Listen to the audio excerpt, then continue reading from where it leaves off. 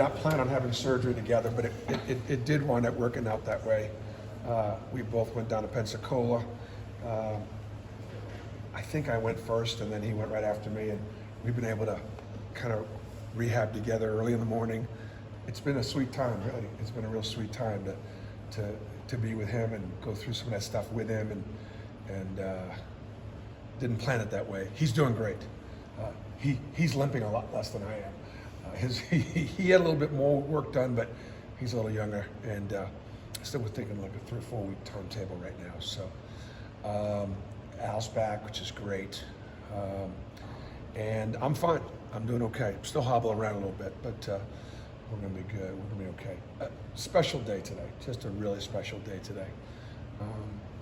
In my wildest dreams, would I think that we would have a pro day and have 28 out of 30 clubs here.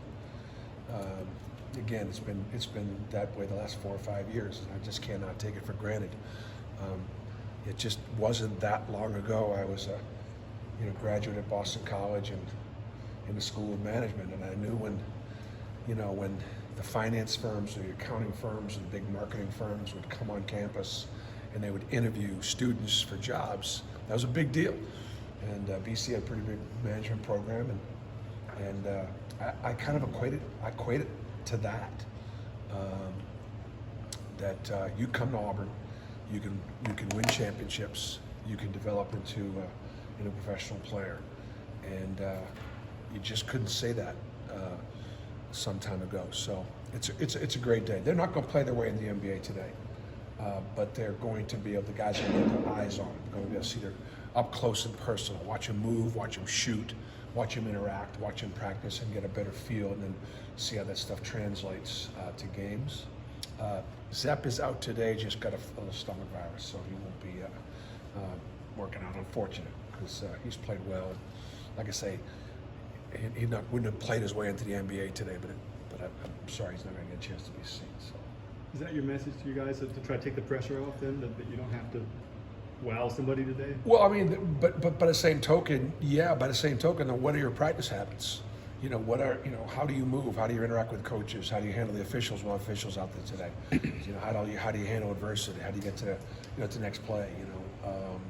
And so they're going to get, because look, there's not a head coach in the NBA here, but every one of these scouts has got to answer to a head coach. And when the time comes and answer, like, that's why it was so easy for Walker and Jabari. One of my lines to all these guys, I'm just telling you right now, okay, your head coach is going to like coaching Jabari. They're going to like coaching Walker. That's a little comforting for a scout to put his head down on the pillow at night knowing, because he's going to come to practice on time and early, and he's going to take care of his business, and he's going to want to get coached, and he's going to be able to do real things. And that scout's never, the head coach is never going to turn to that scout and go, what in the world did you bring? So they'll see some of that today. You've had several of these at Auburn. When you look back at some of the guys you've been able to put into the league, how valuable were days like this for guys like Jared and Bryce, or like Walker and Jabari and JT? There were valuable days, but Walker Kessler was out last year for this day. So again, they're not vital for the kids. Nobody's going to play their way in. I suppose you could play your way out. I mean, I suppose you could practice your way out. We had by firsthand knowledge, if a scout came on a particular day when one of our players had a really bad day, you don't lose that overnight. And so, sometimes it can happen. But no, it's good. And then these guys also sometimes will get a chance to talk to scouts that have been to other places, and they'll get a feel for our size, our speed, our athleticism, our length. And of course, I've already talked to a bunch of them who have been to Arkansas or Alabama or Tennessee or Kentucky, and they just, rave about how good they all are. They're pretty good. Bruce, when you look back at practice the last couple of weeks, who sort of stood out as playing well, playing improved from last year? Wendell's been consistent. Wendell's really been consistent, and I like when maybe your hardest workers or one of your hardest workers is standing out and winning drills and things like that. KD has been his effort has been more consistent. The frontline guys, it's somebody different every day, and I think it's because they're all good.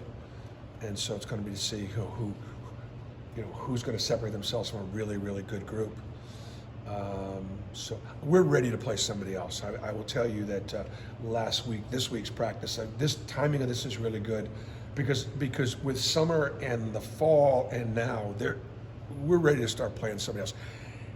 One of the things that you guys, and I tell you this every year, and it's just true, we don't know that much about what we're going to look like until we get going against somebody else. We just won't know. We have our first opening scrimmage against UAB in a close scrimmage situation. Obviously, we won't be reporting scores or stats or things like that. And we do a really good job of trying to, because by rule, you're supposed to keep those results quiet, and we'll do that as best we can.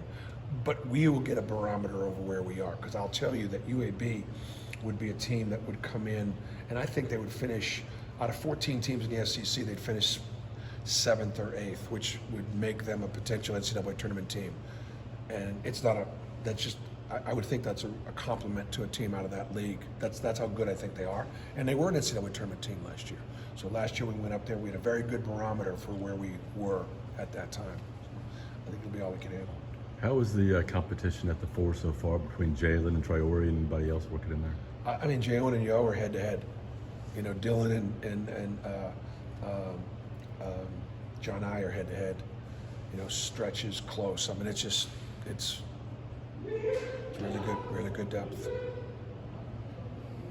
Bruce, you mentioned the going down for the surgery. What was like the travel like for that? And then both like coming and going, like what did you maybe learn about it that you wouldn't have learned? That's a great question. He's just a great guy. He's a great young man. He turned 20 today. So he's not the youngest freshman I've ever coached, but he's a great kid. He's humble and hungry, appreciative, respectful, bright, intelligent, wants to be coached. Glad he's here. Coach, you seem to get those hungry and intelligent and guys that are humble at the same time. That seems to be like the first balance. So how do you do such a good job of landing that type of player consistently there? I think that we don't worry about the number of stars in front of their name. We don't worry about what scouting services say. Some of our guys are fairly well rated, but some of them aren't. I think we're really honest to them in the recruiting process. I mean, character and culture, it matters. I can tell you that in the last 2 years, we have recruited more top players than I have in my whole career, and I've lost most of them.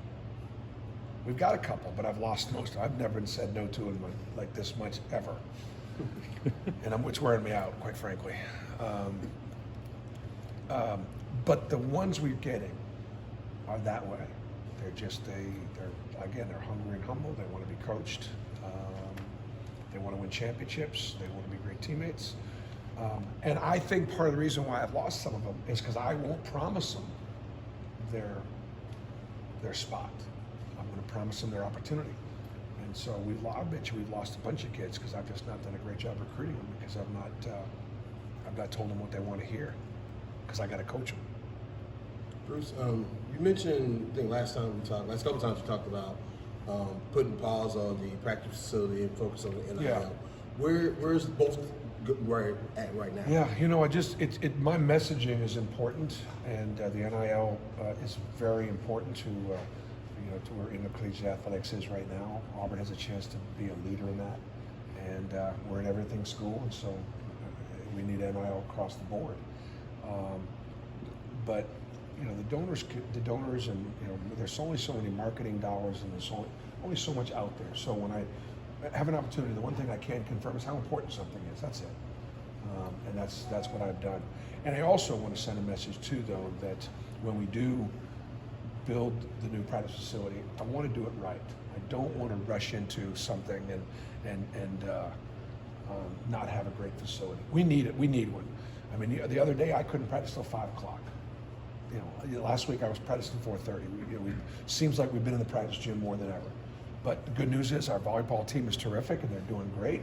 We'll try to keep them on the main floor as much as we possibly can in the preseason. But I got to tell you, I've seen the main floor about a dozen times this whole fall. Last question for Coach. With Al out for a little while and with Chance, out right now, it seems like Chris has gotten a ton of more opportunities. Yep. How's he been doing? You said earlier that he had a great summer. How's that carrying into practice? He did. He had a great summer. He did have a great summer, and there's been some carryover, but he's getting pushed by Lior. He'll get pushed by Al. Chance will be back in a few weeks, and so it'll probably be a moving target. But at the end of the summer, Chris was right there, having a chance to start the position. He's still right there. And again, I think that you'd go to say that I would say that 2 out of the 5 spots, I know who's going to start right now. 2 out of the 5 it means 3 spots are still open. Thanks, All right, guys. Appreciate it. Thanks. Thank you.